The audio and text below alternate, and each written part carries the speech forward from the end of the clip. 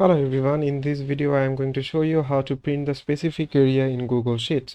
So there are usually two methods. The first method is you have to highlight the area that you would like to get printed. So for example, I would like to print up to 20 cells from here, I mean the 20 rows from here.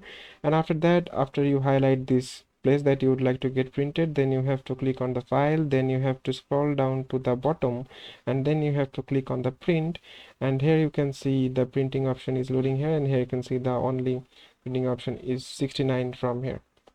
After that, you have to click on the next, then it will print those selected cells only, or the selected rows only. Then the second method is you have to click on the file, then you have to click on the print, and then you have to click on the set custom page breaks. And after you click on the set custom page breaks, you can easily ups and down this line. That means this line will break down the page. I mean, if I would like to select a to print up to 25 rows, then you have to place this line to the 25 until 25, then you have to click on the confirm breaks.